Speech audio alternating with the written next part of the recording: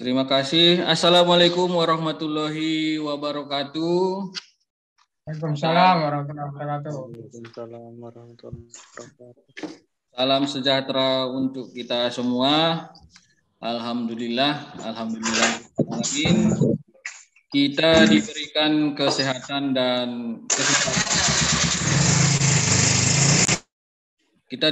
kesehatan dan kesempatan untuk bertemu secara virtual lagi di cakap-cakap Saum Doka yang ke-8. Alhamdulillah kita sudah 8 episode. Sholawat beriring salam kepada Nabi Muhammad sallallahu alaihi wasallam. Allahumma sholli ala sayyidina Muhammad wa ala ali sayyidina Muhammad. Yang kita harapkan syafaatnya di hari akhir nanti. Kemudian semoga cakap-cakap kita pada malam hari ini memberikan manfaat bagi kita semua dan bagi banyak orang. Selamat datang kepada semua Bapak Ibu yang berkesempatan hadir di cakap-cakap Saum Doka kita pada malam hari ini, baik yang mengikuti lewat aplikasi Zoom maupun lewat YouTube. Nah, alangkah lebih baiknya lagi kalau sebelum kita mulai acara kita ini, kita berdoa terlebih dahulu. Nah, mari Bapak Ibu, kita berdoa menurut agama dan kepercayaan kita masing-masing. Berdoa dimulai.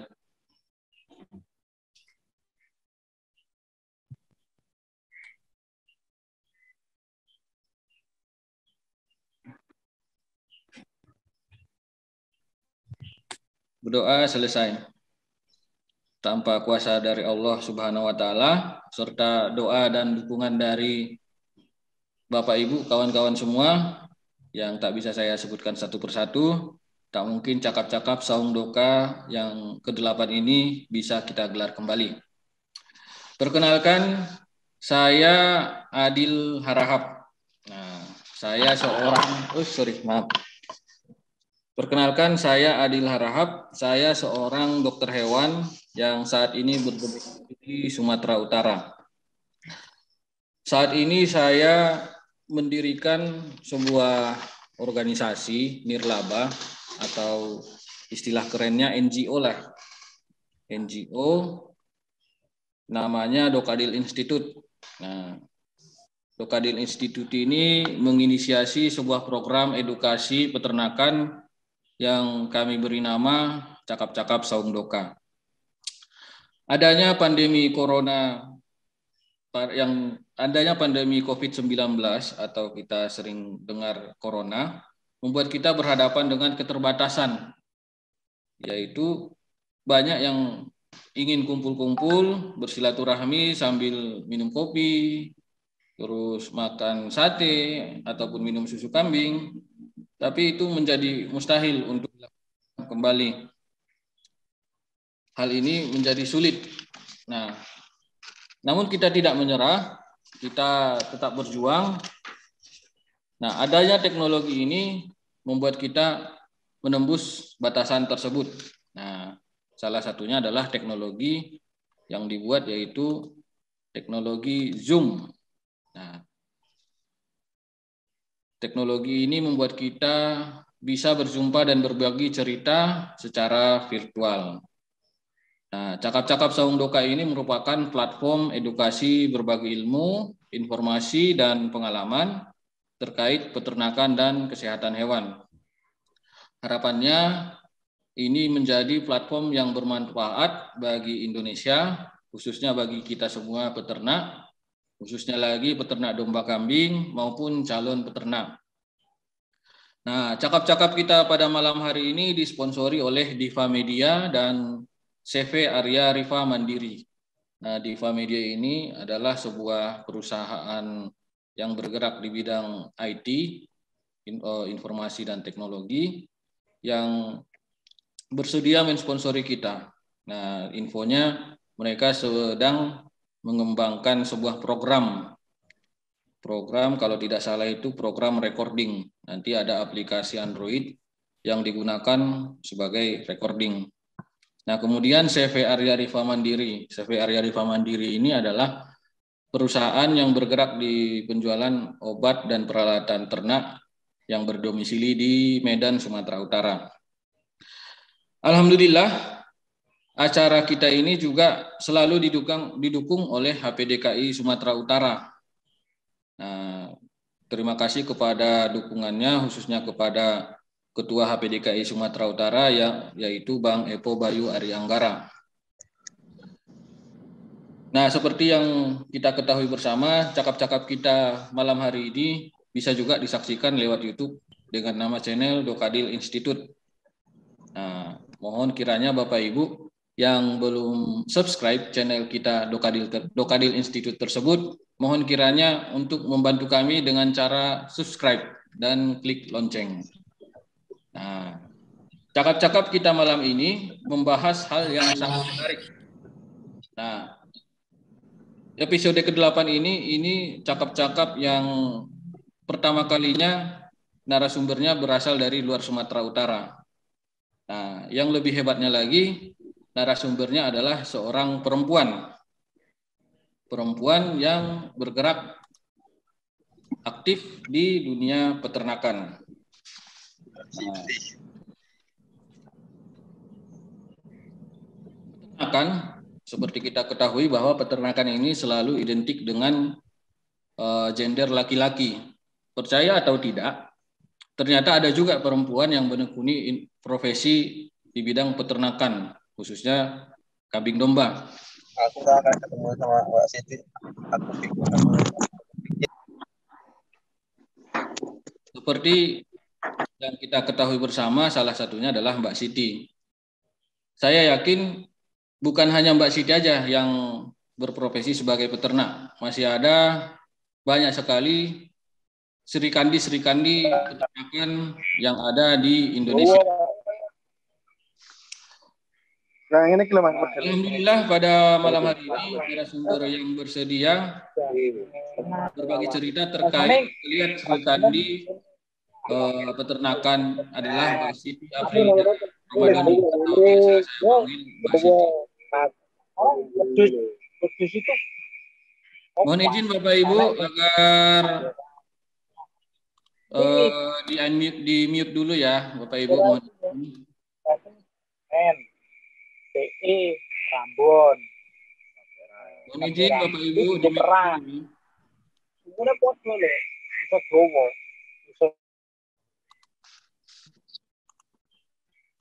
Mohon izin di mute dulu ya agar kita bisa mendengarkan bersama secara hikmat. Nah, saya lanjutkan kembali. Mbak Siti ini alamatnya di Wonokarto, Wonogiri. Usianya sekarang adalah 32 tahun. Mbak Siti beternak sejak tahun 2008. Artinya sudah mungkin hampir 13 tahun beternak. Kapasitas kandang Mbak Siti ini kapasitasnya adalah sebesar 2.500 ekor. Nah, Mbak Siti ini adalah istri dari seorang suami yang juga peternak, yaitu Mas Yoko. Jadi dua-duanya ini peternak. Kalau saya bilang keren, saya aja istri saya belum tentu mau megang ternak.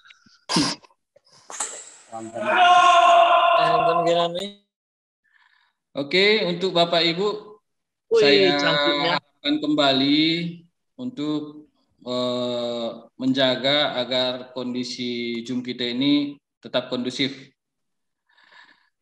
Nah, untuk Bapak Ibu nanti yang ada di ruang Zoom ataupun di ruang YouTube yang ingin bertanya, monggo silahkan. Caranya dengan mengirimkan pesan di kolom chat atau ya kalau di YouTube di kolom komentar dengan format nama, asal, dan kemudian pertanyaannya. Tak berlama-lama lagi, ini dia Mbak Siti. Silakan Mbak Siti.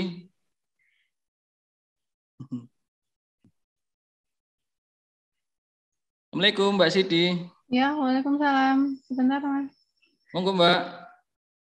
Silakan presentasinya ya. Nggak bisa muncul, bisa dimunculkan di situ ya? Bentar Mbak ya.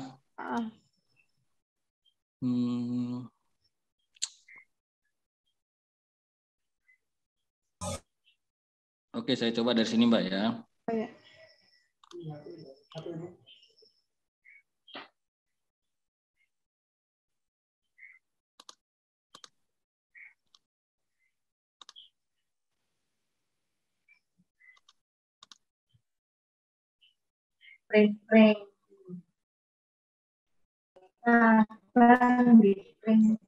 Unmute Joy.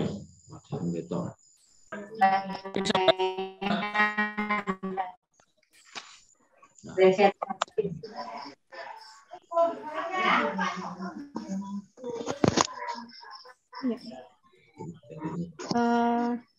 Sebelumnya, Assalamualaikum warahmatullahi wabarakatuh. Waalaikumsalam warahmatullahi wabarakatuh. Anjing ngomongnya 32, saya udah jadi tawan dia. Pertama-tama, marilah kita panjatkan puja dan puji syukur kehadirat Allah Subhanahu wa Ta'ala yang telah memberikan rahmat karunia-Nya kepada kita semua, sehingga malam hari ini kita bisa mengikuti meeting Zoom dengan keadaan sehat walafiat. Amin. Amin. Yang terhormat kepada Dr. Adil Harahap sebagai pelaksana beserta tim Dokadil Institut Sumatera Utara yang telah memfasilitasi saya untuk sharing di meeting Zoom malam hari ini. Salam hormat kepada Bapak Eko Bayu sebagai Ketua HPDKI Sumatera Utara beserta teman-teman yang hadir malam ini. Sebelum sharing malam ini kita mulai, perkenalkanlah nama saya, nama panjangnya Siti Aprilia Romadoni. Biasa teman-teman manggil saya itu Aprilia. Alamatnya Wonogiri. Bagi teman-teman barangkali yang lewat sini, yang di area Jawa Tengah ya, silahkan mampir, monggo, pintu gerbang FAM terbuka lebar untuk teman-teman. Barangkali ada tim dari Dr. Adil Harahap sendiri yang pengen main ke Wonogiri, silahkan ya.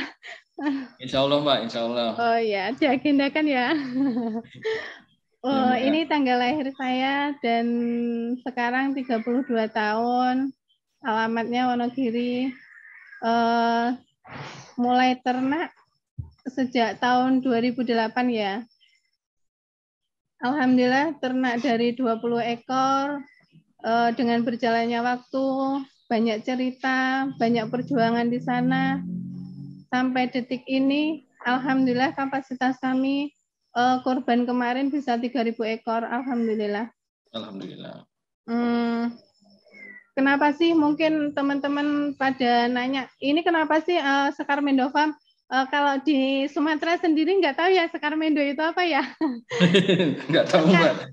Kalau sekar itu bahasa Jawanya itu tanaman bunga ya, bunga. Tapi Mbak, kalau tapi kalau mendo itu kambing atau domba ya. Domba, ya. Kenapa saya bikin Sekar Mendo Farm? Kami tuh sebelum masuk ke dunia perkambingan, kita bisnis di tanaman hias waktu tahun 2007 itu mungkin Sumatera juga banyak ya, itu anthurium ya. Kenal dengan waktu booming waktu itu, kita lah jadi korban anthurium dan bergelombang cinta waktu itu. Alhamdulillah dari 2007 kita menekuni di bisnis bunga tanaman hias, waktu itu anthurium.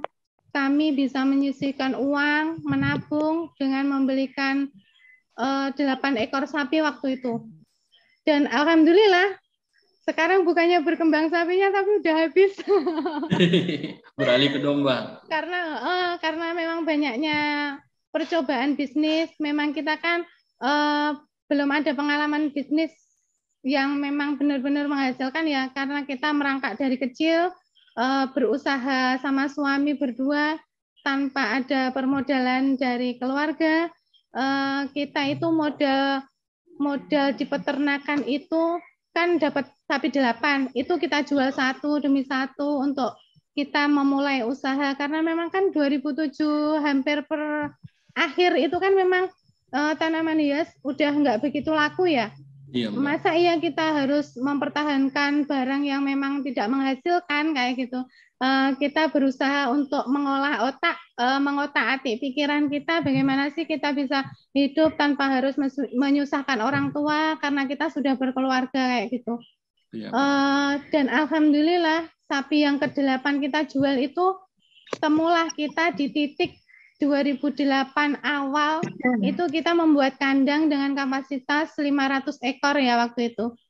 Dan qadarullah memang ini jalan Allah yang memang untuk menguatkan kita. Bagaimana sih? Seberapa mampu sih? Berapa mampukah sih kamu bertahan di domba kambing? Sekuat apa sih kalian itu bisa mengembangkan dunia perkambingan kayak gitu? Allah memberikan ujian waktu itu dengan kandang yang roboh, belum ada 1 tahun, alhamdulillah. Kami benar-benar stres waktu itu ya, sampai vakum di 6 bulanan ada. Kita tidak mau sama sekali, kita tidak mau mengurus dalam perkambingan dulu. Kita memang benar-benar vakum. Bagaimana sih kita itu bisa memperjuangkan pengorbanan kita untuk domba kambing tanpa harus mengubah pola pikir, berinovasi, berkreatif, bagaimana caranya kita harus bertahan, bagaimana caranya kita harus bisa berkembang ya waktu itu walaupun kita tidak punya apa-apa waktu itu ya. Dan alhamdulillah 2008 itu akhir kita mulai bangkit lagi dengan mulai kita menata manajemen, menata semuanya lah, menata dari segi kandang dan lain-lain. Dan alhamdulillah di kandang ini pencapaian di 2.500 sampai 3.000 ekor ini bukan hal mudah untuk saya dan suami alami karena di situ banyak rintangan, banyak halangan dari yang transaksi dibayarnya tertunda sampai sekarang pun ada yang masih belum terbayar kayak gitu udah biasa ya. Sudah hafal model-model kayak itu sudah hafal dan kita pun memang harus kuat, harus mengubah manajemen kita untuk tidak hutang dan tidak potang. Kalau di Jawa itu ora utang ora potang, kalau bahasa Indonesianya itu tidak hutang dan tidak mau menghutangkan kayak gitu. Jadi memang kita manajemennya sekarang keras demi kebersamaan bersama. Dan alhamdulillah sampai di detik ini kita mencapai 3.000 ekor di tempat yang memang 4 kali ini pindah kandang karena memang kita itu yang kandang ketiga ada komplain warga karena memang populasi banyak 700 ekor ya 4 tahun yang lalu itu kita di titik ketiga kandang itu di pencapaian 700 ekor itu kita ada komplain karena memang populasi banyak bau juga ya mungkin karena waktu itu kita belum bisa mengolah pupuknya jadi memang di tempat ini baru 4 tahun ini dan alhamdulillah dari segi pupuk, dari segi tata letak kandang itu memang kami menyendiri. Jadi kita hidupnya di tengah sawah ini, Pak. Ya, insya Allah kita akan berbagi pengalaman di sini, jatuh bangun dunia perkambingan. Semoga sedikit cerita kami nanti akan bermanfaat dan akan menginspirasi teman-teman semua, nggih. Dokter Adil, mohon maaf untuk masuk ke slide 2, nggih. Boleh. Nanti bilang aja Mbak, next gitu aja Mbak. Oh iya. Oke, Mbak. Di dalam dunia peternakan domba kambing tentunya banyak unsur di dalamnya dan banyak tahapan-tahapan yang harus dilalui ya. Dari yang 20 ekor, masa iya bisa sampai 3.000 ekor, ini seperti apa sih tahapannya? Kita tuh mulai bebenah dari segi pertama dari segi bibit, kedua pakan, ketiga kandang, keempat kesehatan, dan kelima itu dari segi pemasaran ya. Karena kita mulai dari segi bibit dulu aja. Pertama, memang kita awalnya itu percaya sama bakul ya, sama beli ke apa ya namanya, bakulan kambing itu. Bakulan kambing orang yang jual beli kambing itu loh, Iya, Mbak. Kita beli kambing di sana, di setor nanti kalau kita udah gemuk biasanya diambil ke beliau, biasanya kayak gitu. Nah, lama-lama kok kita stagnan di sini aja ya, nggak bisa ngembangin. Masa iya sih kita tuh harus ketergantungan dengan bakul, kan nggak mungkin juga. Kapan kita bisa berkembang kayak gitu. Selanjutnya kita mulai bebenah, mulai mencoba, kita tuh masuk ke pasar daerah. Jadi waktu itu memang kita perjuangan banget ya. Belum, apalagi sekarang sih enak ya, ada kendaraan, ada mobil. Teman-teman mungkin sudah terfasilitasi dengan peternakannya dengan mobil. Tapi saya dulu enggak. Saya dulu tuh naik bronjong ya. Kalau di Sumatera itu apa ya, dokter? Kalau bronjong itu sini itu kayak tempat wadah keranjang yang Ada, untuk ya. kalau di bahasa di Sumatera apa itu? Kalau nggak salah itu juga, Mbak. Dia naik pakai motor dia, Mbak ya. Pakai motor. Nah, motor kita tuh motor yang keren. Waktu itu kita pakai smash ya. Waktu itu pakai smash biru. Masih ingat waktu itu pakai smash biru. Kita belanja ke pasar daerah, pindah-pindah tiap hari pindah kayak gitu.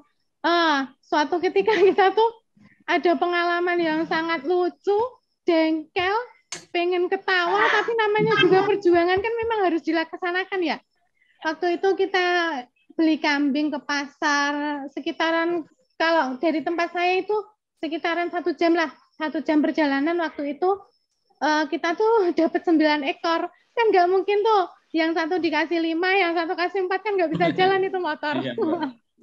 Jadi mau nggak mau ya, yang kanan 4, yang kiri 4, terus yang satu itu kan memang saya goncengan sama suami ya. Yang satu memang saya pangku, di tengah memang saya peluk gitu loh. Di pangku, Mbak ya. Dan memang semua itu memang butuh perjuangan ya. Dari perjalanan sampai Bangju itu lampu merah itu kan berhenti. Kenapa sih itu kambing itu nggak mau diem? Padahal di perjalanan tuh kambing tuh santai, giliran di lampu merah malah teriak-teriak. Jadi seakan-akan kita tuh kayak apa ya, terfokus banyak orang. Wah, itu ada yang itu kambing ya, ada yang sebelah bilang kayak gitu, ada yang melihat kita berdua bawa kambing. Begitulah kisah-kisah kita waktu perjuangan kambing waktu itu. Setelah di pasar daerah, kami tuh ketemu sama seorang ibu ya waktu itu. Waktu satu pasar itu saya bertemu dengan ibu-ibu, karena memang di sini itu yang jualan kambing nggak mesti laki-laki itu, dokter. Kalau di sini itu seorang ibu-ibu tuh banyak banget di sini yang menjual, yang transaksi kambing itu banyak banget. Entah itu cuma jualkan aja, entah itu juga beli, itu sudah biasa kalau di Wonogiri. Nah, udah biasa, Mbak ya. Udah biasa. Waktu itu saat saya melihat dan mengamati seorang ibu, itu tuh ibu setengah tua waktu itu, sekitaran usia 50 tahunan lah. Iya, dia bawa mobil, pakai sopir, dan sopirnya itu anaknya. Setiap belanja itu pasti dia bawa dari rumah itu antara 10 sampai 15 ekor itu pasti. Jadi beliau bawa kambing dari rumah dijual, terus belanja lagi dibawa pulang dibesarkan lagi kayak gitu. Jadi kok bisa ya di benak saya, ya Allah, Bu aja bisa jual beli kambing dalam usia yang sudah tua. Menurut saya tua, karena udah sekitaran 50 tahunan lah. Beliau aja bersemangat untuk tiap hari ke pasar jual beli kambing. Dan sekarang dihitung ya, kalau kambing 10 itu kan nggak mungkin kita dapat laba 10.000, kan nggak mungkin ya, kambing.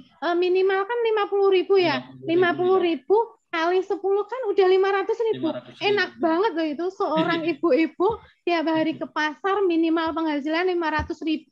Coba, tabungannya kan udah banyak banget. Sedangkan saya itu, cobaan saya itu baru kandang robo aja, sekarang ke pasar. Masa iya sih kamu harus berhenti perjuangannya, harus stagnan, harus berhenti stop sampai di situ. Masa iya sih kamu nggak lihat perjuangan ibu itu aja bisa melakukannya, kenapa kamu enggak? Dalam hati kecil saya seperti itu.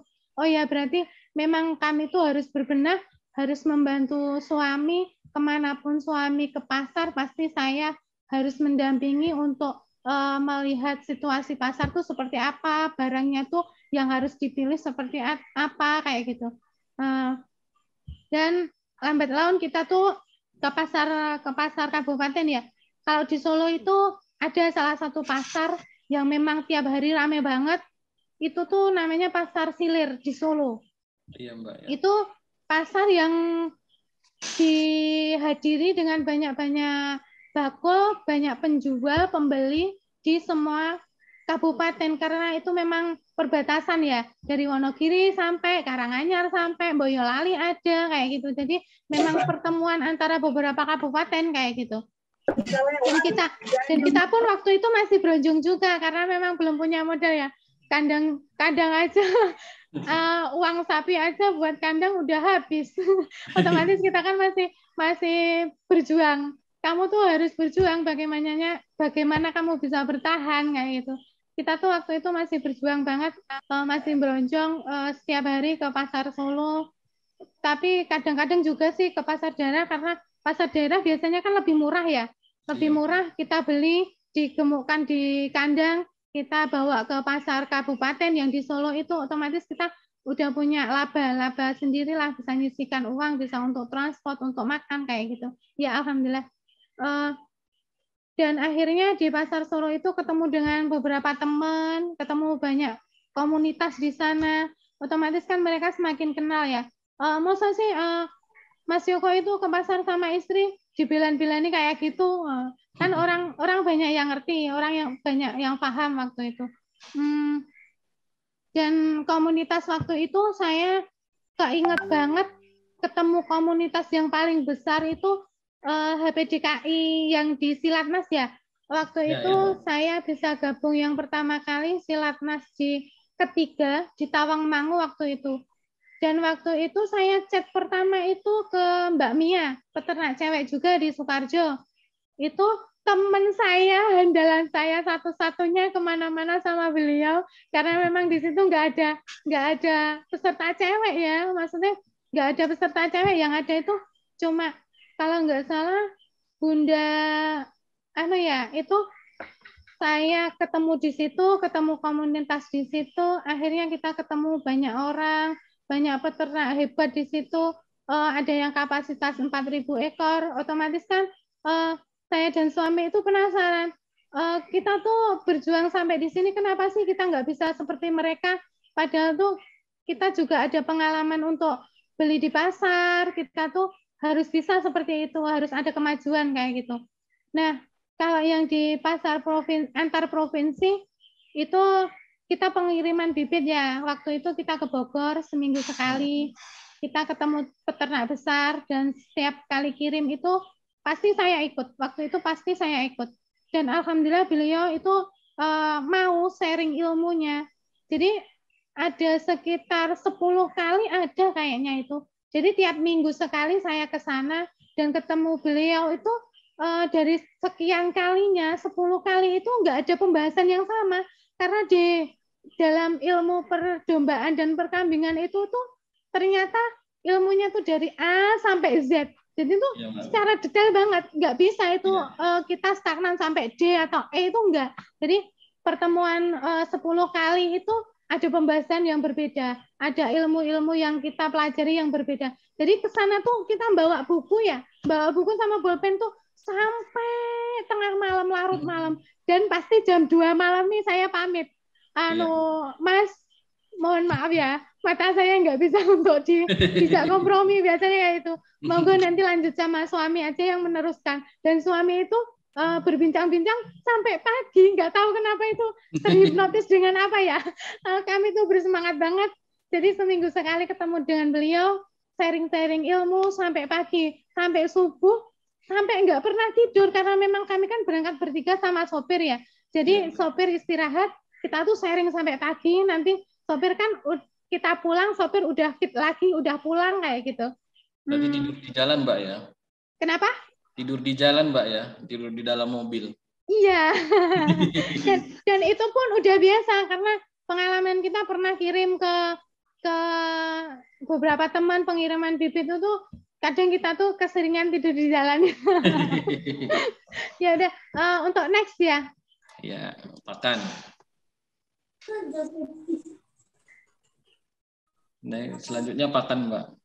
Oh iya, pakan ya. Untuk pakan kita tuh awalnya tradisional banget ya.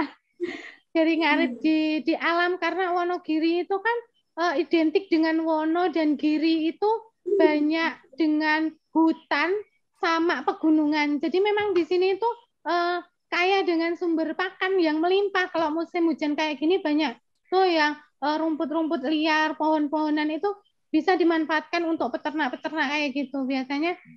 Nah, awal mulanya itu memang kita tradisional banget ngarit di alam. Jadi pohon-pohon di pinggir jalan itu kami yang menghabiskan ibaratnya. Perusak alam. Nah, lama-kelamaan sampai juga ya ngarit sampai segitunya kita tuh mosok iya diperdaya dengan kambing kan, mosok kerja demi kambing terus seharian ngarit terus kan nggak mungkin ya. Kita harus merubah pola pikir yang awalnya dari kita ngarit sama kombor. Waktu itu kita kombor dengan ampas tahu. Kita tuh sampai ya, kita tuh setiap hari ambilnya itu memang kan populasi untuk pembuatan tahu memang sedikit. Jadi kita tuh ngambilnya sampai Boyolali itu setiap pagi, setiap siang. Soalnya pagi kan kita belanja, udah sampai rumah kita tuh ngambil di pembuatan tahu biasanya kayak gitu. Lama-kelamaan ya capek juga sih kita kayak gini terus ya. Semakin ke sini kita capek karena populasi banyak, capek juga kita ngarit. Akhirnya kita mengenal istilah silase ya, silase sama fermentasi. Waktu awal-awalnya kita semangat 45, waktu itu ditawarin sama temen, Mas ini ada 5.000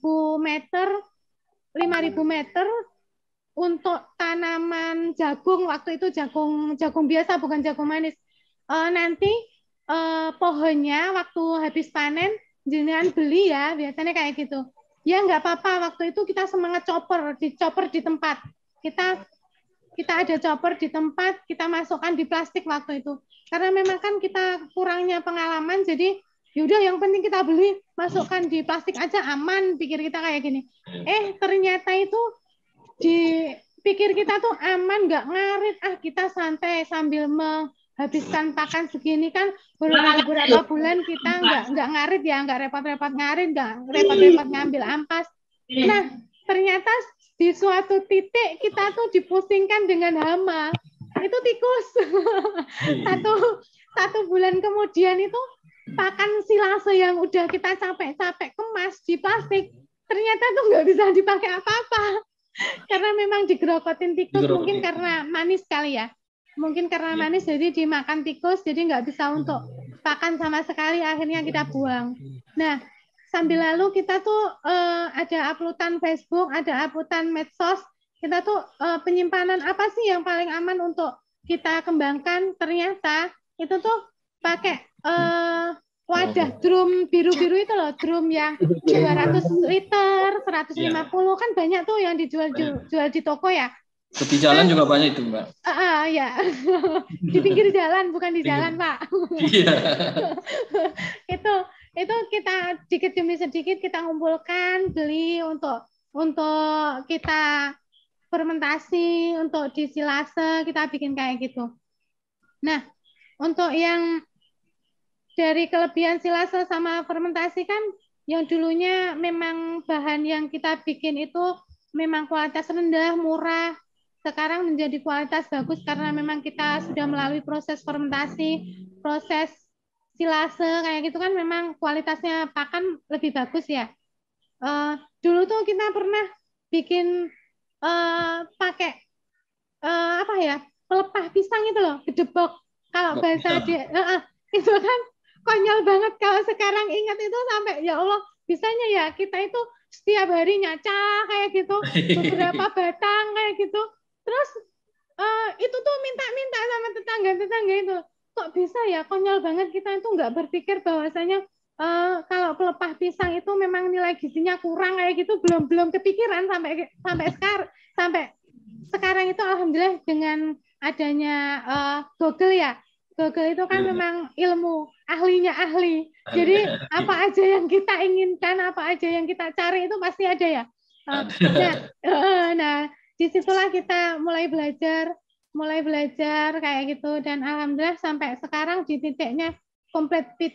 Kita sekarang sudah produksi complete fit sendiri, dan alhamdulillah memang jauh lebih berkualitas karena di dalamnya ada beberapa macam bahan pakan yang di situ di mix, dan memang itu sudah terukur dari segi vitamin, dari segi gizi, dari kualitas pakan pun bisa maksimal ya untuk penggemukan.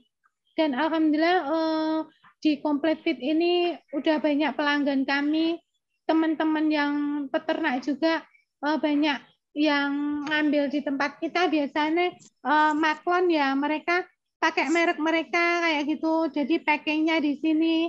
Kalau mereka butuh pakan, tinggal calling, tinggal kirim kayak gitu. Jadi memang produksi kita tuh alhamdulillah banyak banget. Dan untuk kita project Complete Fit sendiri pun untuk yang persiapan kurban nanti sudah ada 100 ton yang sudah kita handle, sudah memang benar-benar untuk kita kirim nanti ya. Beliau sudah pesan sama kita. Untuk next.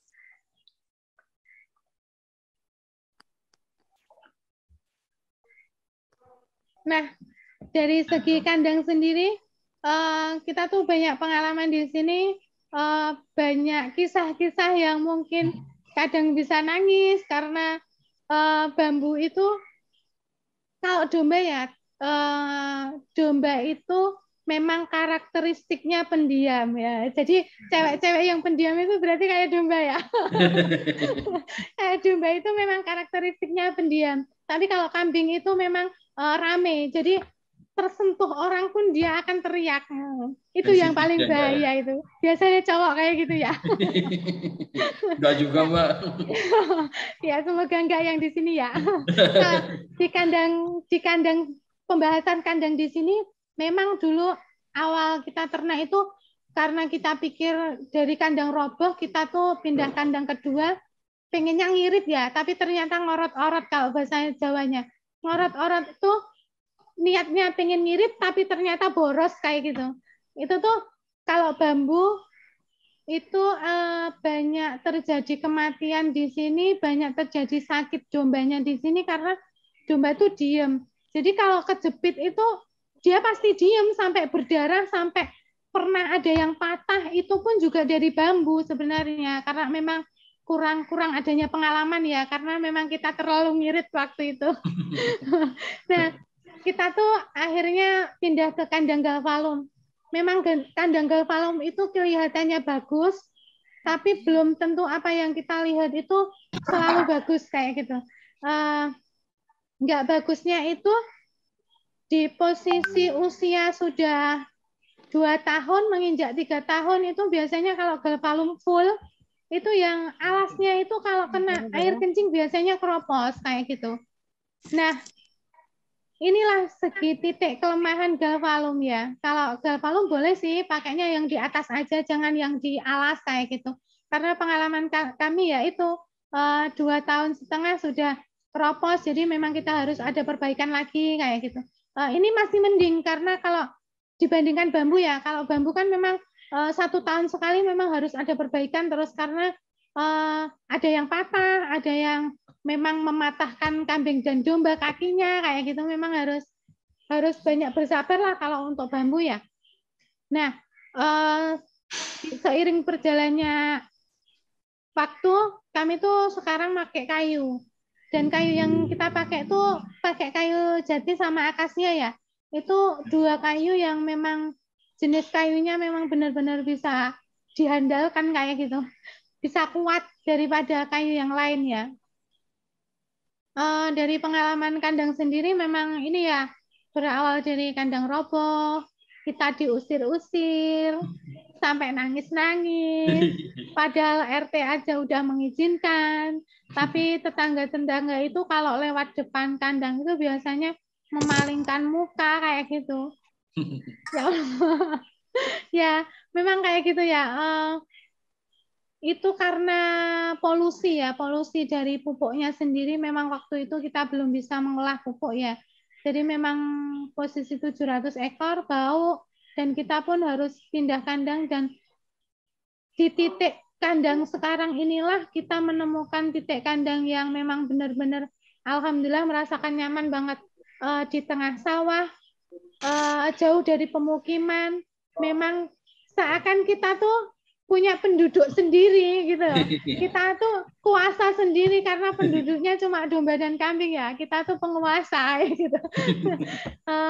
Sirkulasi udaranya pun nyaman, pencahayaannya pun bisa diatur, dari tata letaknya pun oke kalau di tengah sawah kayak gitu. Jadi alhamdulillah selama ini pindah di sini belum ada komplain ya. Semoga aja tidak ada komplain untuk selanjutnya. Dan awalnya tuh kita memang berjuang banget dari pindah kandang 1 sampai kandang keempat kan memang harus punya teknisi karyawan khusus untuk kandang ya. Jadi memang dulu kita belum punya karyawan kandang, jadi kita masih bayar orang, pengeluarannya banyak. Dan alhamdulillah sekarang kita ada karyawan yang khusus untuk kandang dan alhamdulillah sekarang di kandang yang sekarang kita punya 10 karyawan yang beberapa masing karyawan itu punya tugas sendiri-sendirilah. Ada yang olah pupuk sendiri, ada sopir sendiri, ada yang ngasih pakan sendiri, ada yang untuk bikin fermentasi sendiri, complete feed sendiri kayak gitu. Alhamdulillah saya dan suami diamanahi 10 karyawan yang memang benar-benar beliau amanah dan alhamdulillah banget. Di saat ada orderan pun mereka juga sigap. Di saat malam pun ada tuh tukang cukur yang kebetulan hari ini nggak ada yang nyukur ya. Biasanya tuh suami seminggu sekali ke pasar Jawa Barat karena memang sekarang barat yang lebih murah kalau untuk domba. Karena populasi kami ada domba, ada awasi juga, ada dorper juga. Tapi kan untuk pengembangan breeding kami memang ke arah yang banyak diminati itu yang turunan dorper sama awasi dan alhamdulillah kami kan udah punya full blood ya. Jadi kita pengembangan ke betinanya, betina lokal Jawa Baratan. Kalau saya betina sayur lah, betina Jawa Baratan kayak gitu. Kita belinya yang betina. Jadi seminggu sekali suami tuh belanja pakai truk itu ya sekitar 200-250 kayak gitulah.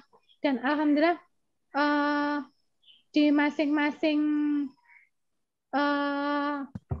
karyawan tuh memang sigap dari segi membantu kami itu memang sangat luar biasa ya. Pagi memang udah kerja, malamnya beliau mau nyukur kayak gitu. Memang alhamdulillah punya tim yang solid, alhamdulillah. Next.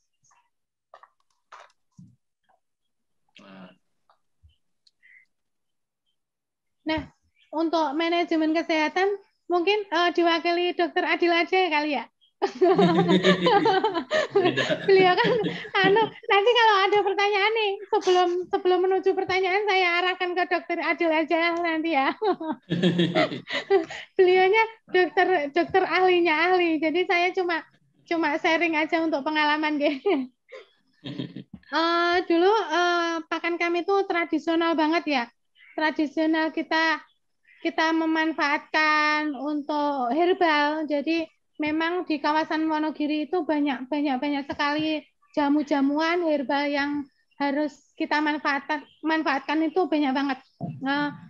Seperti contohnya kita ada kambing atau domba yang kena cacing ya. Biasanya kita tuh pakai empon-empon. Jadi kita tuh punya stok empon-empon tuh waktu itu banyak banget.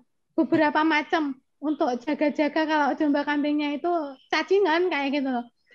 Dan alhamdulillah sekarang dengan teknologi pengetahuan kita banyak silaturahmi ke tempat teman-teman, banyak senior-senior, kita juga sharing-sharing ke dokter kayak gitu. Akhirnya kita menemukan obat cacing itu pakai Ivermectin sama albendazole ya untuk saat ini. Selain cacing, kita tuh pernah mengalami orok. Biasanya kita tuh pakai mengkudu. Mengkudu sih. Bahasa Indonesia mengkudu ya. Mengkudu, kalau Jawanya itu pace, kalau di sini pace. Pace, ya. Pace ya. Dan itu sekarang kita pakai Ivermectin ya.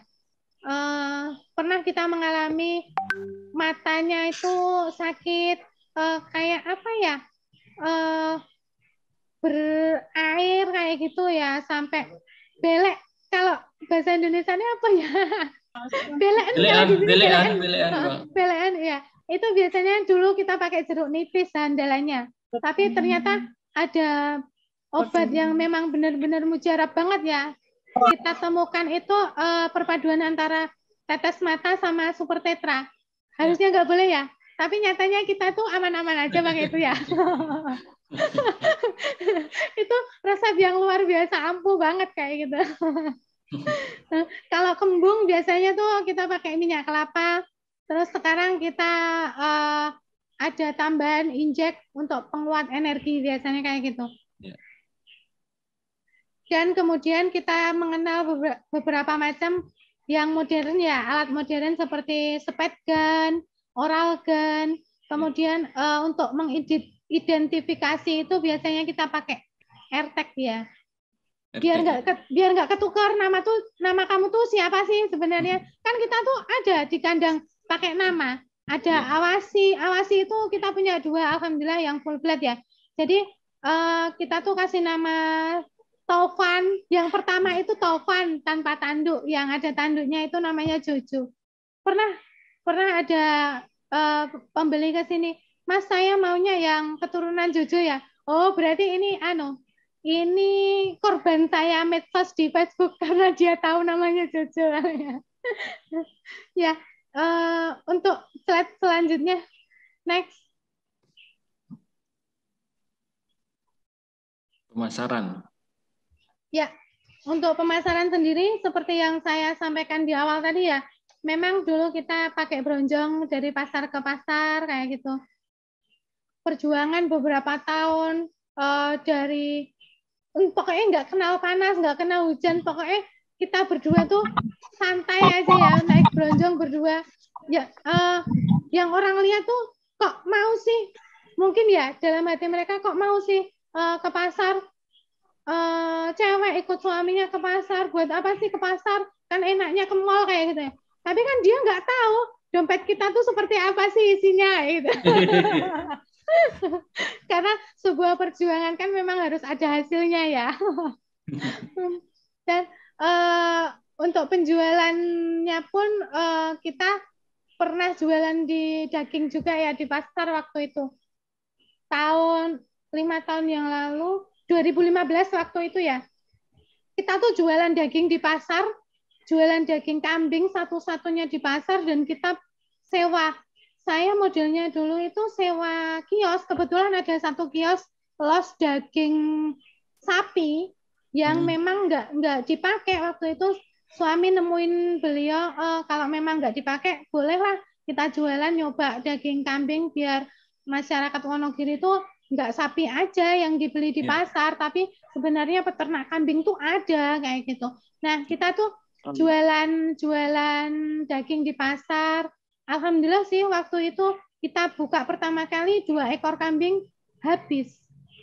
Dan setiap hari saya tuh mentarget nggak usah ditambahin lah, biar aku pulangnya pagi, karena waktu itu kan pasar los daging paling laris dikunjungi dengan para pembeli yang habis subuh kayak gitu kan, memang udah banyak penjual keliling kayak gitu kan. Jadi untuk dijual lagi untuk konsumen langsung biasanya itu pagi.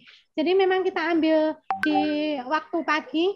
Jadi habis suami itu nyembeli jam 2 malam.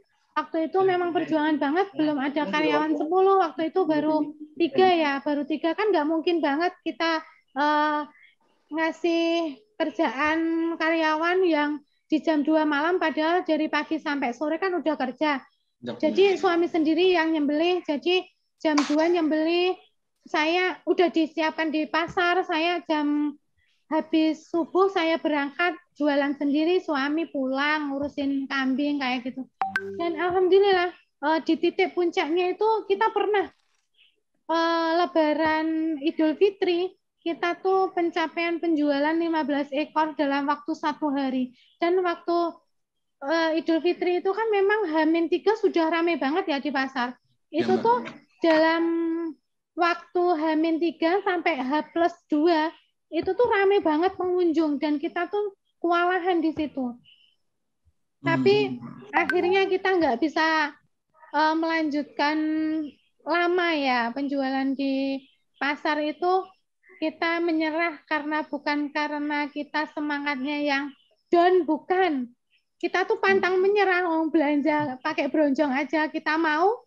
Kenapa jualan di pasar yang orang siap antar duit tapi nggak mau kan ya nggak masuk akal banget kayak gitu. Kita tuh berhenti di suatu titik karena memang kita tuh lelah. Lelahnya apa? Di saat orang yang datang, terutama langganan sate ya maaf ya kalau di sini ada yang bisnisnya di sate, mohon maaf itu mungkin pengecualian aja. Saya ceritanya di sini aja. Iya, nggak apa-apa, Mbak. Modelnya tukang sate di sini itu nggak tahu kenapa ya. Dia tuh belanja daging ke tempat saya biasanya kurang sekian, Mbak. Nggak apa-apa ya, karena kan kenal dan saya pun akan memberikan fasilitas yang lebih untuk pelanggan ya, biar continue ngambil kayak gitu. Jadi saya tuh ya nggak apa-apa lah, kurang sedikit, kurang 50, kurang 70, kurang 100. Lama-kelamaan kok numpuk banget tuh nota. Padahal saya tuh laba sih laba, tapi kan badine Siti, mosok iya sih selalu diutang terus, padahal nota saya udah numpuk kan kayak gitu. Itu yang membuat saya pesimis berjualan daging. Sampai segitunya sih tukang sate, sekejam itunya sih, padahal suami itu udah berjuang loh dari jam 2 malam sampai pagi nganterin dagangan ke pasar. Saya pun berjuang dari habis subuh sampai jam 9 sampai jam 10 siang. Kenapa sih nggak menghargai banget perjuangan saya, padahal saya tuh berjuang dari nol, nggak ngerusui itu apa ya? Nggak ganggu kehidupan orang, nggak ngutang kayak gitu loh maksudku. Kok sampai segitunya? Dan sampai sekarang pun nota itu masih tersimpan di nota saya. Dan bukan hanya tukang sate aja, teman bukan saudara ya, teman yang datang karena dia kenal ya. Mbak April, aku ngambil nih uangnya belakang ya. Yang namanya teman kan sungkan juga ya, mau diiyain, tapi kok aku juga butuh uang buat modal. Tapi kalau enggak, dikirain nanti saya pelit, serba susah di situ. Tanda kutipnya saya menyerah. Menyerah karena banyaknya teman yang memang mungkin ya, dalam tanda kutip mungkin karena memang saya jualan sudah 2015 kan memang kandang saya sudah mulai besar, mungkin beliau mengira saya itu kambingnya itu banyak, nggak apa-apa toh saya ngutang, mosok iya nggak dikasih. Tapi kan beliau nggak tahu uang 100-200 ribu pun juga berharga buat saya karena memang saya itu kan diamanahin ada karyawan yang memang harus untuk kebutuhan mereka, kebutuhan keluarga.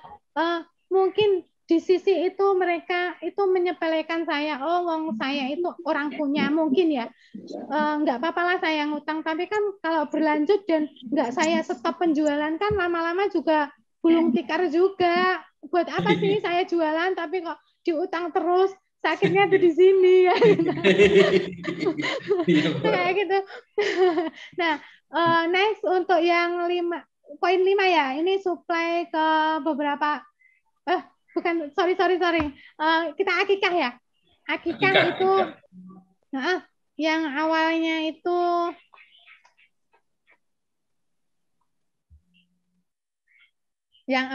itu memang kita punya itu ya, akikah sendiri. Kita tuh punya brand sendiri sebenarnya, akikah di Wonogiri. yang awalnya kita belanja ke pasar sendiri untuk ketersediaan akikahnya, suami nyembelih sendiri, ada tim masak. Kebetulan bukan saya sih yang masak, tapi ibu saya. Saya melibatkan ibu saya untuk masak, dan saya pun cuma tim membantu sama belanja, sama nanti kalau pas nganter ya bareng suami, kalau pas longgar kadang saya yang ngirim kayak gitu. Dan alhamdulillah dari awal akikah kita mendirikan akikah sendiri, dari motong sendiri, dari usaha apa-apa sendiri, kita sekarang alhamdulillah bisa punya tim sendiri ya. Kita ada dapur di tempat kakak saya itu ada 3 orang, yang satu memang khusus untuk masak, yang 2 memang khusus untuk packaging sama kirim aja. Kayak gitu.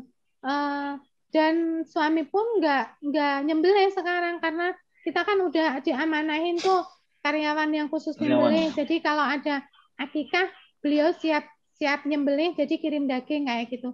Sama akikah brand-brand teman-teman itu kan ada 4 lembaga akikah yang memang ngambil domba dan kambingnya ke tempat kita. Jadi memang kita punya RPH kecil-kecilan sendiri ya di kandang ya. Jadi kalau ada pesanan akikah, beliau biasanya kirim nama itu, sekarang ini pesanan buat besok ya, tolong disembelihkan kayak gitu. Ini namanya. Jadi ada nama, ada blackboard yang kecil itu untuk yang akikah beliau, sama namanya tertulis di bawahnya biasanya kayak gitu. Dan ada yang minta foto aja, ada yang minta foto sama video. Biasanya kita kasih itunya di situ ya, pelayanannya di situ, bisa minta video, bisa minta foto aja bisa kayak gitu. Dan alhamdulillah ada 4 lembaga akikah di Wonogiri yang memang ambil ke tempat kita. Yang poin 4 itu rutin pemotongan. Nah, kita sekarang tuh nggak ngurus yang namanya bakul sate yang utang ya, karena memang prinsip kita sekarang ora utang, ora potang. Dan sekarang alhamdulillah kita menemukan satu toko, satu sate, itu beliau punya beberapa cabang, dan alhamdulillah mempercayakan kepada kita, itu supply-nya di Solo. Jadi punya warung sate Balibul Tegal ya, itu tokonya. Ngambilnya alhamdulillah ke tempat kami, jadi seminggu sekali, kadang kirim 15, kadang kirim 20 kayak gitu. Jadi bayarnya cash, memang kita maunya yang cash aja. Dan ada potongan rutin itu tadi ya, yang untuk akikah ada 4 lembaga akikah yang kita supply kayak gitu. Jadi kirimnya ke dapur beliau. Selain kita punya dapur akikah sendiri, ada 4 lembaga akikah yang memang kita kirim ke dapur masing-masing kayak gitu. Dan ada sopir juga yang ngantar. Jadi memang kalau sembelih di sini udah biasanya sembelih, foto, daging dipisah, tulang sudah dipotong-potong, jeroan sudah dibersihkan, kepala sudah dibakar bersih, sudah dicuci, sudah dicacah-cacah. Nah, siap kirim kayak gitu biasanya. Untuk yang poin 5, supply bibit ke beberapa teman ya. Kalau yang awalnya tadi kan kita memang sambil belajar, kita ke Bogor. Waktu itu seminggu sekali kita kirim, saya ikut belajar kayak gitu. Dan sekarang supply bibit ke teman-teman itu korban dari medsos saya sama YouTube-nya Mas Yoko sebenarnya. Karena memang saya kebiasaan tuh kalau ada kegiatan apa di kandang, atau saya pas kirim apa, atau pas belanja ke pasar, itu dari dulu itu nggak tahu kenapa saya tuh suka foto kegiatan. Jadi untuk ngisi di beranda Facebook sih, biar nggak kosong, biar banyak orang yang lihat kayak gitu. Itu tuh banyak yang datang beli bibit kurban. Alhamdulillah sih untuk saat ini ada lembaga terbesar, lembaga besar juga sih, 3 lembaga yang memang sudah bertransaksi sama suami, bertransaksi sama saya, itu untuk pengadaan bibit yang korban. Jadi nanti harus disediakan, yang satu itu minta 300 ekor, yang satu minta 500 ekor. Sudah. Ya seperti itu kita pengadaan bibit ke teman-teman. Sama orang yang datang ke sini itu ngelirik Facebook saya, diawasi sama Dorper, karena belakangan memang saya sukanya upload sama Dorper sama awasi itu minta yang buntingan, karena kita nggak jual F1 ada, kita jualnya Dorper. Cuman belakangan ini banyak proyek yang memang jual buntingan. Jadi buntingan pasar yang saya beli di Pasar Jawa Barat tadi sampai di farm, di treatment, di SOP, dicukur, dimasukkanlah di kandang pengantin yang diawasi sama Dorper. Itu alhamdulillah sudah ada sekitaran 10 customer ya, 10 customer yang setiap customer itu nggak ada yang pesen satu, pesennya itu ada yang 10, ada yang 50, ada yang 60 kayak gitu. Pokoknya saya minta sama Mas Yoko disediakan bibit yang memang benar-benar bunting dari awasi full blood sama Dorper full blood, biasanya kayak gitu. Jadi kita tuh kalau di sini tuh yang lagi naik daun banget tuh awasi sama Dorper. Sebenarnya bukan naik daun ya, di sini tuh kata-katanya salah. Sebenarnya itu kan makan daun, bukan naik daun. Naik daun, makan daun. Tapi itu memang ya, alhamdulillah rame banget untuk yang awasi sama Dorper itu, yang buntingan memang lagi rame banget ya. Dan alhamdulillah banyak proyek di situ juga. Next. Materi Produk turunan. Ya, seiring berjalannya waktu kita mulai mengembangkan produk turunan domba kambing ya. Dari susu, kefir, sabun, pupuk, pakan komplit feed kayak gitu. Awal mulanya saya masuk di susu kambing itu ke tempat teman di sekitaran sini juga sih, masih Jawa Tengah. Saya ke sana karena beliau kan memang terfokus dari susu kambingnya. Penasaran juga rasanya sih seperti apa sih susu kambing, soalnya yang di pasaran kan memang susu sapi ya. Kalau di sini tuh banyak susu sapi yang di pinggiran-pinggiran kayak gitu, biasanya susu sapi, nggak ada yang susu kambing tuh nggak ada kayak gitu.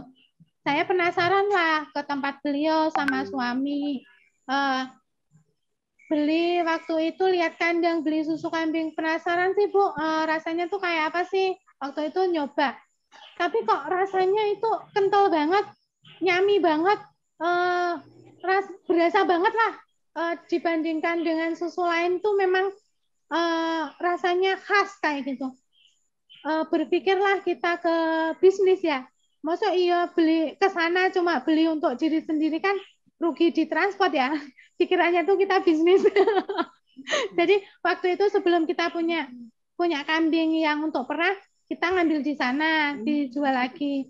Akhirnya lambat laun kita punya kambing etawa waktu itu. Terus belakangan kita punya sapera.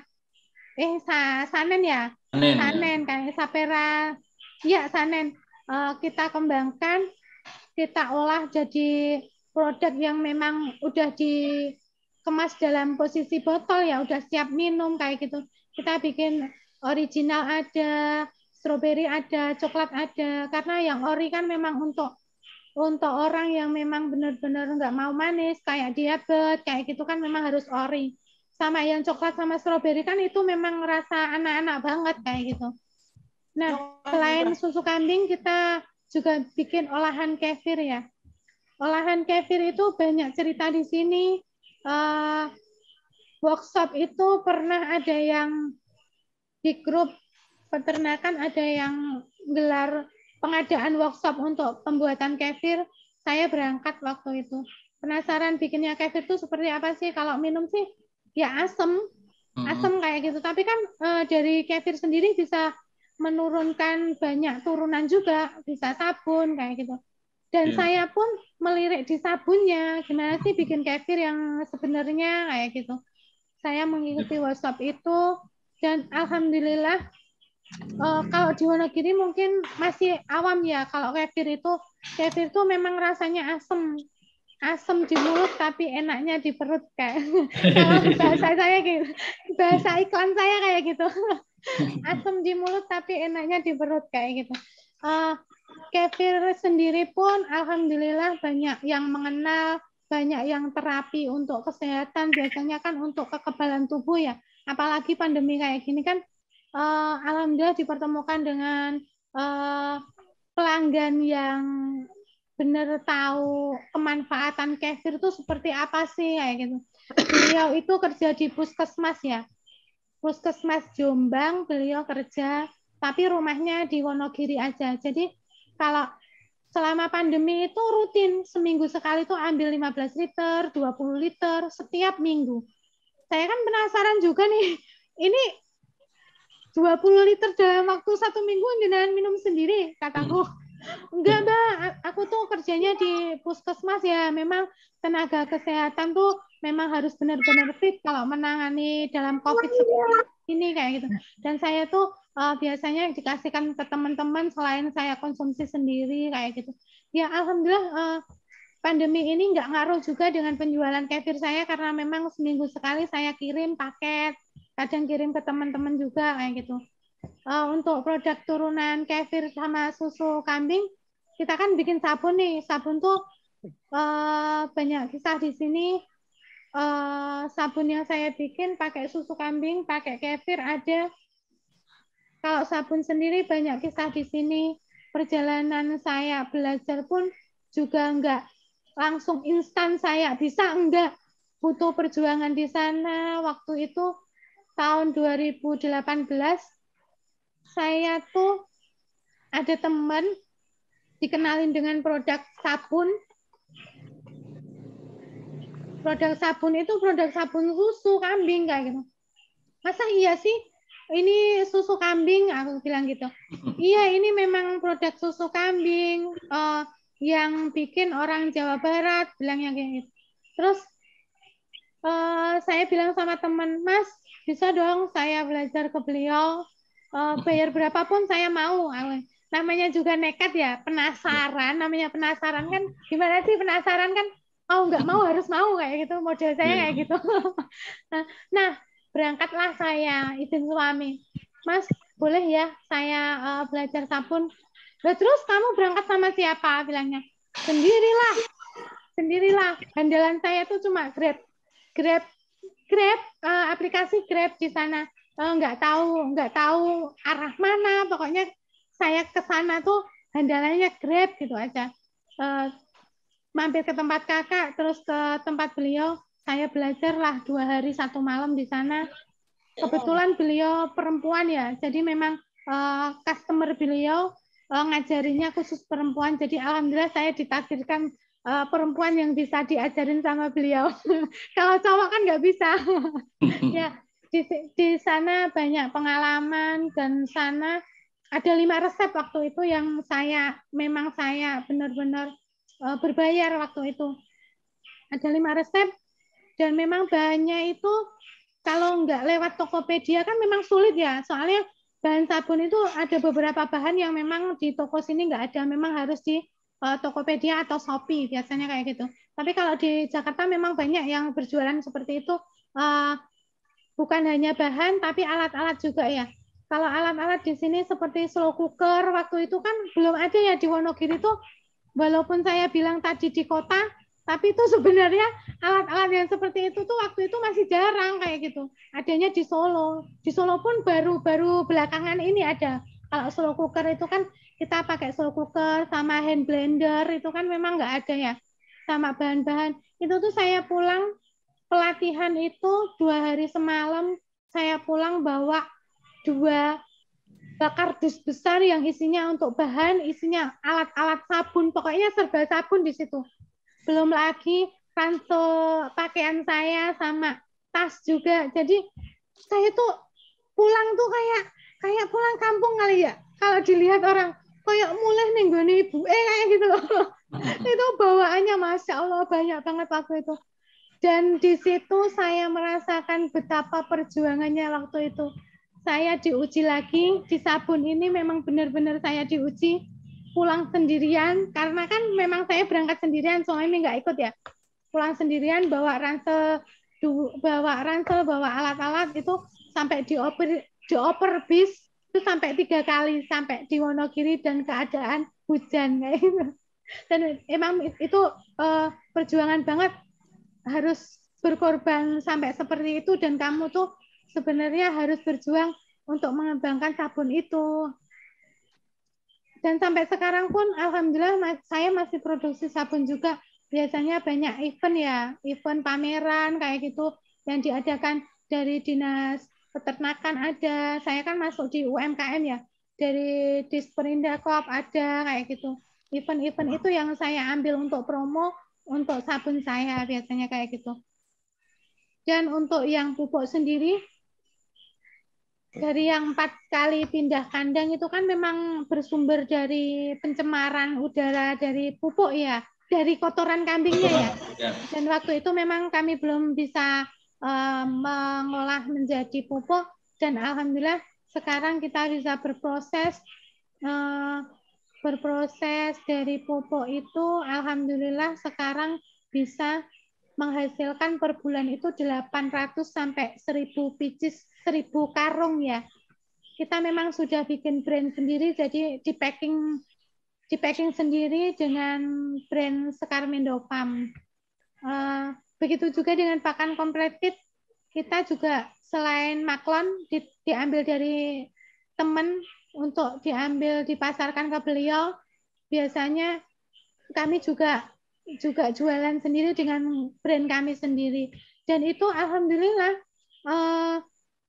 dengan beriringnya waktu, kompletit ini memang benar-benar banyak diminati peternak, terutama tuh yang datang sini kan biasanya pengen beternak tapi karena kesibukan ya, karena dia kantor, karena kerja di perbankan kayak gitu, dia tuh pengen mengembangkan ternak sebelum beliau selesai jabatan. Beliau tuh punya sampingan ternak, beliau tuh mintanya yang simple. Jadi awal bibit dari kami udah di treatment, SOP, cukur, obat. Nah, di pakan sendiri pun banyak teman-teman pemula itu yang ngambil ke tempat kita. Biasanya kayak, Mbak, Mas, pokoknya saya minta bibit dari sini, tolong di SOP langsung dari segi cukur, dari segi cekok, dari segi injek. Kamu tuh, pokoknya saya berapapun tambahan pembayaran, saya siap dengan plus pakan kompletit yang disediakan dari sini. Kan ada tuh di tengah kandang tuh ada tulisan riset ya. Riset kami tuh waktu korban kan memang korban tuh fokus di fattening. Jadi kita ada risetnya, setiap bulan tuh kenaikan kita antara 4 sampai 5 kilo per bulan kayak gitu. Jadi kan mereka termotivasi ya. Kenapa sih saya kerja ribet bikin pakan, saya pasrah ke Mas Yoko aja ngambil kompletit, biasanya kayak gitu. Dan alhamdulillah pakan kita pun banyak yang diminati, banyak yang maklon juga. Dan untuk proyek kompletit sendiri, alhamdulillah kita sudah ada orderan ya, ada orderan itu dari teman lembaga untuk kesiapan di korban nanti disediakan 100 ton, alhamdulillah. Ini memang potensi yang sangat luar biasa dan masih banyak peluang di sini ya, bisa diterapkan di Sumatera Utara nggih. Pakan yang bisa untuk diperjualbelikan untuk di peternak-peternak pemula biasanya kayak gitu. Iya, Mbak. Nah, ini untuk next.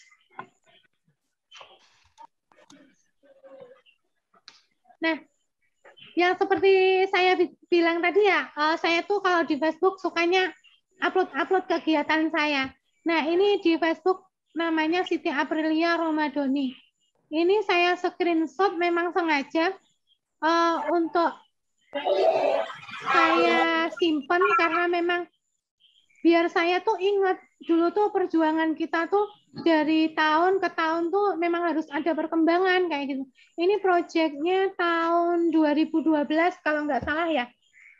Alhamdulillah saya dan suami diamanahin dari Dinas Sosial Jawa Tengah waktu itu. Bukan di Wonogiri aja, tapi kita proyeknya yang Jateng, Jawa Tengah. Jadi memang pusat ya, Dinsos Pusat diamanahin 1.200 ekor pengadaan bibit untuk disalurkan ke beberapa wilayah, terutama Jawa Tengah, pengadaan bibit, sekalian pengiriman, sekalian serah terima, biasanya kayak gitu. Ini program ini dulu dikasihkan ke Dinas Sosial, dikasihkan ke Difabel, anak terlantar, sama TKI yang dulu ke luar negeri tapi dipulangkan dan beliau tidak ada kerjaan sama sekali kayak gitu. Nah, ini foto-fotonya, foto-foto dinas proyek kami ya. Dan alhamdulillah bukan hanya di tahun 2012 aja kami berhenti ya. Alhamdulillah sekarang ada dinas lagi yang mengamanahi kami, dan sekarang pun belum selesai pengiriman ya. Baru 100 ekor yang kami kirim, ada beberapa titik lagi yang belum kami kirim, dan alhamdulillah saya masih bisa berperan di sini. Itu pasti Dr. Adil mesti tahu ya di uploadan saya yang sering di pasar beli kambing ya. Itu memang proyek kami belum selesai itu Mas Adil. Jadi belum. Alhamdulillah masih ada lagi yang harus kita selesaikan. Kita masih harus berjuang untuk pengadaan ya. Dan kemarin ya sempat ke pasar juga bantuin suami kayak gitu. Belanja sendiri.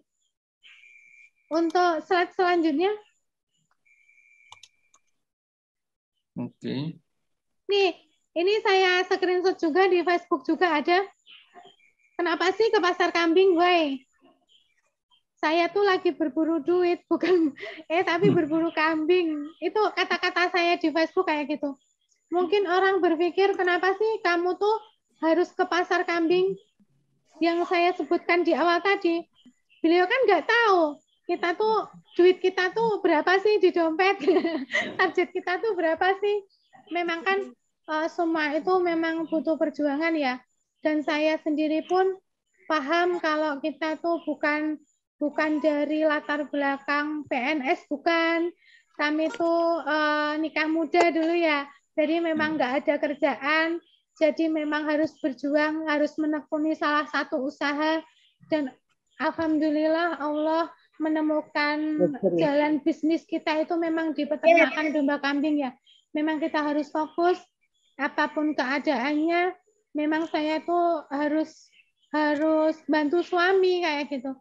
Setidaknya saya itu harus bisa berperan lah.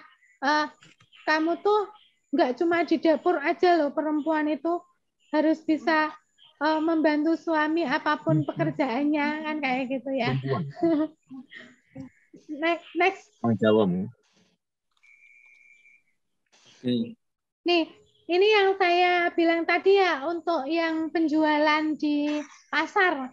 Ini kios saya yang kios daging yang waktu saya jualan daging di pasar, yang sekarang memang sengaja nggak saya lanjutkan karena berbagai hal, antara piutang yang semakin menumpuk kayak gitu.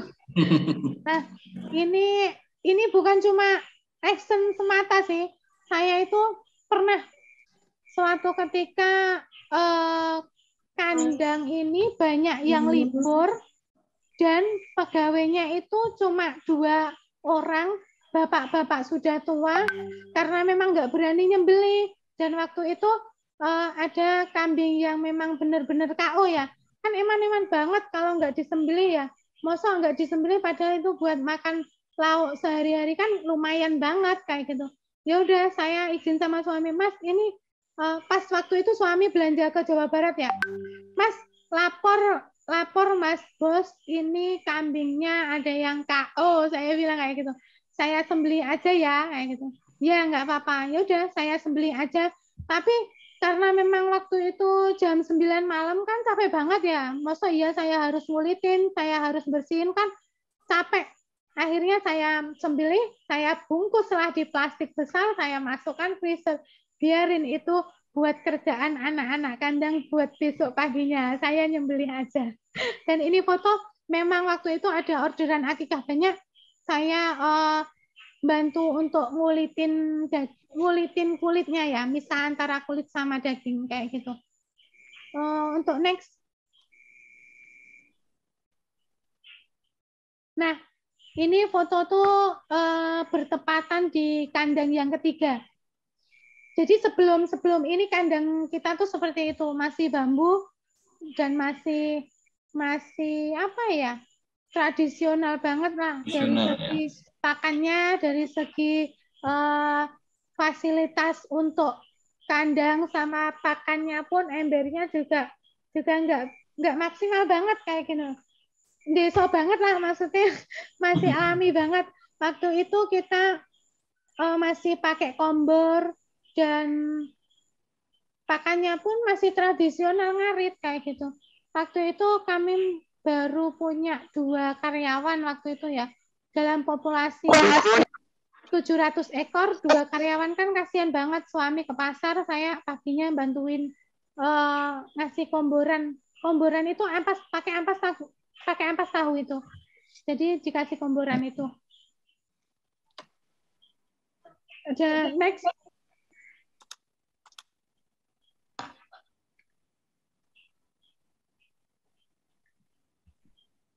Dan alhamdulillah banget sekarang kami sudah menerapkan semua pola ya. Semua pola pakan-pakan sudah menyesuaikan dengan kapasitas dan ketersediaannya. Jadi memang yang dulunya ngarit, kita sudah punya lahan sendiri, lahan pakan yang ditanamin. Kalau sekarang kita lagi terpesona dengan pakan pakcong ya. Itu memang kualitasnya bagus, selain bagus memang pertumbuhannya lebih cepat dan banyak banget. Kalau pas panen kan memang banyak ya hasilnya. Itu kita pakan pakcong, kita nanam. Tapi kalau ini gambar ini kita beli ke teman, kebetulan beliau petani jagung manis, jadi beliau kesusahan untuk memanfaatkan pakan, jadi ditawarin tuh kemarin, Mbak ini ada pakan, saya habis panen jagung manis, barangkali minat, ya udah kita beli aja. Jadi kita beli ke lahan dalam keadaan sudah diikat, jadi kita belinya kiloan modelnya. Jadi sekilo berapa, biasanya kayak gitu. Jadi anak-anak tuh bawa mobil ke lahan, dia bawa timbangan yang digital kayak gitu untuk memudahkan ya. Timbangan digital, jadi dihitung di situ, dibayar di situ. Nah, kalau yang sebelah ini yang nggak ada daunnya ini produksi kami yang complete feed ya. Complete feed kebetulan itu ada orderan juga dari teman-teman juga, pas packing aja iseng di foto kayak gitu. Di-upload di Facebook, otomatis kan memang media sosial akhir-akhir ini kan memang media sosial banyak sekali mendukung bisnis kita kayak gitu. Kadang kok kita pikiran positif aja ya, kita upload di Facebook, media sosial itu kita untuk pangsa pasar kita untuk beriklan, entah mereka berpikirnya pamer itu terserah mereka, yang penting kita tuh upload kegiatan biar kegiatan kita tuh terserap di pasar dan mereka tuh customer tertarik. Oh ini kalau setiap hari upload berarti kan sering ada kegiatan kayak gitu. Berarti saya bisa dong itu beli kayak gitu. Biasanya lewat inbox. Dan uploadan saya di Facebook itu tidak sedikit yang saya tampilkan biasanya di akhir kata-kata ya, Sekar Mendofarm. Otomatis kan orang berpikir Sekar Mendofarm itu apa sih, nyarinya di YouTube ya. Dan alhamdulillah kan suami ada YouTube juga, Sekar Mendofarm. Beliaulah yang berperan di situ, menjabarkan A sampai Z biasanya di YouTube. Dan di WA biasanya WA Me biasanya kayak gitu, ada nomor saya di status Facebook saya biasanya kayak gitu. Nah, itulah trik saya untuk dan suami untuk memperluas jaringan pemasaran tuh sebenarnya seperti itu. Next.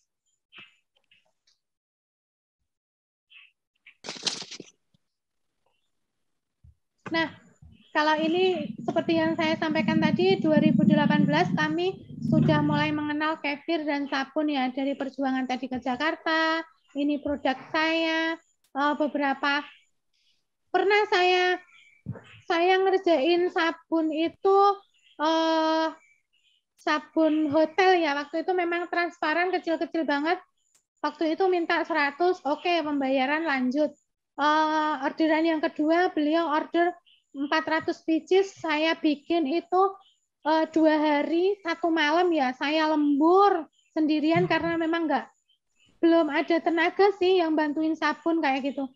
Saya bikin 400 pieces, selesai dengan waktu yang ditentukan, saya kirim, tapi ternyata saya dipatahkan semangat di situ, pembayaran lagi. Seperti kasus yang di penjualan daging tadi ya. Saya tuh sudah tak bela-belain 2 hari 1 malam bikin 400 pieces, tapi kok pembayarannya sulit banget ya. Akhirnya saya stop lah di situ. Nah, tapi kalau sekarang masih sih, kalau berapapun, kalau teman-teman yang minta order siap bikin asalkan pembayarannya di awal kayak gitu. Next. Nah, banyak penjualan di sini ya, metode atau teknik berjualan itu sebenarnya bukan hanya medsos saja ya. Kalau medsos kan memang dikuasai dengan anak muda dan orang-orang yang berilmu yang bisa bermedsos. Nah, gimana sih kita menjaring pasar di dunia ibaratnya usia agak tua ya, yang beliau nggak tahu medsos sama sekali. Nah, kebetulan ini gambar, ini foto yang disediain dari fasilitas dari Dinas KUKM ya. Di sini saya ada pameran produk, biasanya produk-produk Wonogiri itu muncullah di sana, dan saya alhamdulillah ada ruang khusus untuk produk saya, produk Sekar Mendofarm di sana. Ada susu, kefir, ada sabun, kayak gitu biasanya saya tampil di situ. Sekalian saya bikin brosur. Kan orang-orang tua nggak mungkin tuh mengingat, daya ingat kan memang mungkin berkurang ya. Jadi kalau kita kasih bekal brosur kan entah sampai rumah dipakai untuk bungkus tempe goreng atau apa kan terserah, yang penting kan udah kebaca dulu ya. Ibaratnya 50% udah keserap di otak. Oh, ini tak. Tapi alhamdulillah juga di pameran itu kita tuh memang capek di penataan, ngangkut wirawiri dari rumah ke tempat, balik lagi kan itu memang membutuhkan waktu yang lama. Tapi di sisi lain juga ada banyak manfaat, kita bisa dikenal banyak instansi. Setelah pameran itu banyak pembeli yang WA, kan di situ ada brosur nih, nomor WA tertera, semua produk, ini tuh untuk apa kan fungsinya masing-masing ada ya. Kalau untuk sabun kan biasanya kayak gitu. Nah, disisipkanlah di situ, siap antar area kota. Kalau yang jauh biasanya kita paket kayak gitu. Jadi kan memang terserap lah setelah event biasanya banyak orderan minta COD-an, minta diantar barang kayak gitu. Ada yang jauh dia pakai sabun tapi ada saudaranya yang datang dikasih, dia pengen, kita paket barang kayak gitu. Next.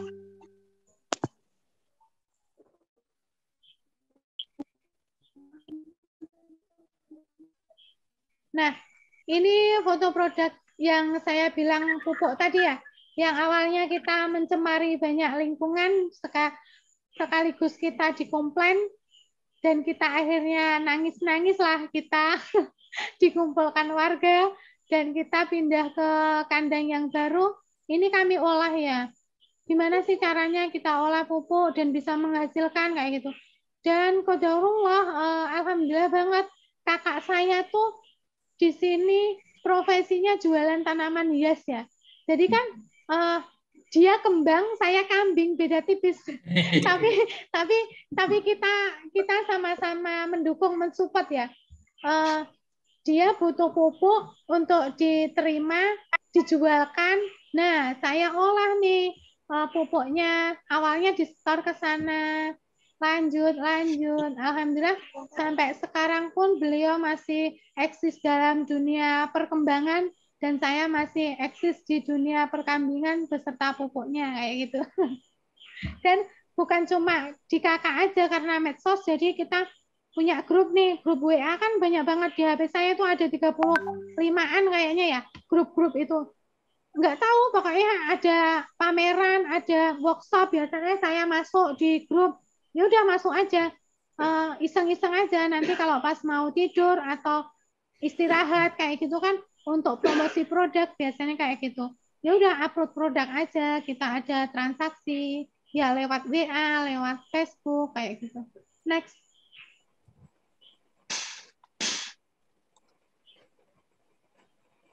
Nah, ini sekilas mungkin teman-teman masa iya sih kandang sampai 3.000 ekor tuh mewahnya seperti apa? Mungkin teman-teman mengira kandang kami tuh mewah, tapi enggak.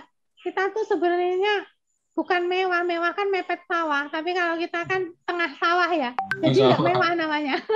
Jadi namanya apa itu namanya? Bukan mewah. Kami tuh kandangnya sederhana banget, pakai atasnya pakai galvalum, kandangnya, tapi bawahnya alhamdulillah pakai kayu ya. Kayu yang saya bilang tadi memang semakin perbaruan, semakin ke sini kita memang fokus ke kayu. Mohon diputar videonya, Mas. Dokter. Videonya di slide berapa? Ya itu, ya.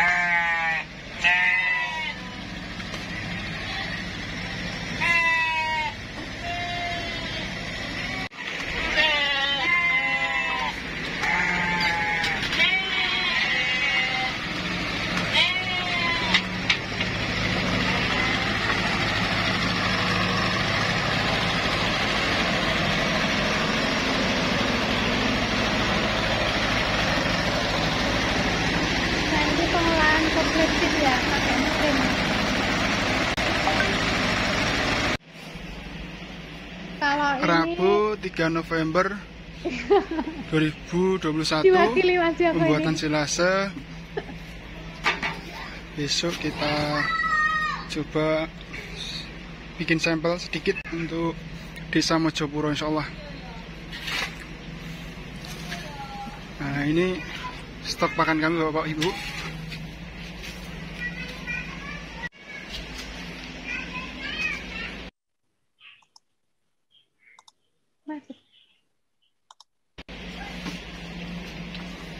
Buat silase Pak Cong atau Kolonjono terbaru. Dan ini stok pakan insyaallah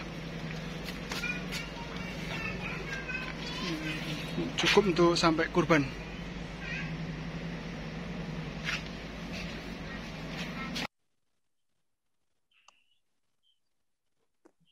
Next. Nah, ini ada video lagi. Kita ada tim ya. Waktu itu memang kita bikin video yang video simple.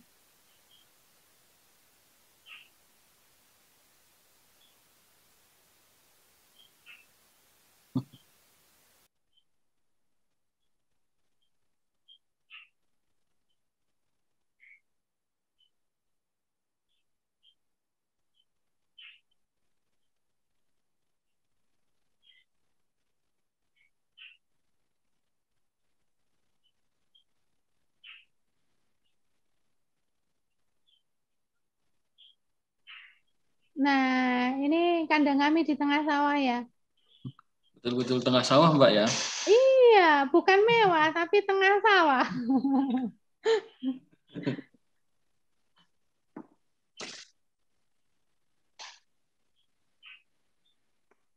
Sudah ya. Next. Lagi. Nah, ini pengolahan kedelai rebus ya, kedelai direbus. Ini masuk di tempat produksi komposisi ya.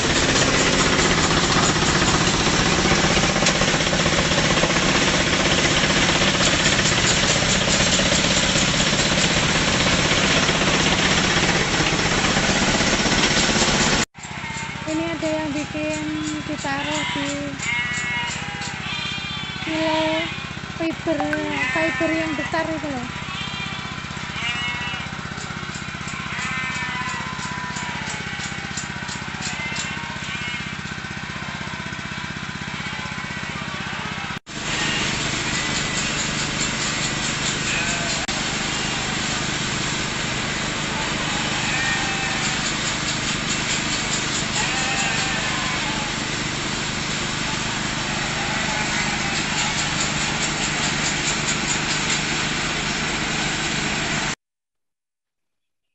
Next. Nah, ini status saya di Facebook ya. Mantapkanlah langkah pagi kita demi mewujudkan cerita yang luar biasa untuk pencapaian hari ini, besok, dan nanti. Itu karena saya berpikir pagi itu kamu tuh jangan loyo, kamu tuh harus bersemangat, langkahmu tuh harus kuat. Untuk hari ini tuh kamu harus berhasil, besok biar berhasil lagi, dan nanti pun akan berhasil lagi, seperti itu. Next. ini foto saya kandang sama yang sebelah itu pakai dorper full bag. Nah, gemes banget karena dorpernya tuh emang kan karakternya tuh gembul. Itu habis dicukur tak pakein kalung, ya udah iseng aja upload di Facebook. Tahukah kamu berjuang itu lelah, berjuang itu capek, tapi berjuang mengajarkan kita arti sebuah kerja keras dan kesabaran tanpa batas. Itu ada status saya di Facebook. Ya, keren, Pak. Ya, terima kasih. Sekian sharing saya malam ini. Semoga bermanfaat, semoga menginspirasi teman-teman peternak, dan semoga yang sudah ternak suksesnya sudah ternaknya sudah sukses, saya jadi ketularan lagi ya. Ya, sekian. Wassalamualaikum warahmatullahi wabarakatuh. Waalaikumsalam. Waalaikumsalam warahmatullahi wabarakatuh.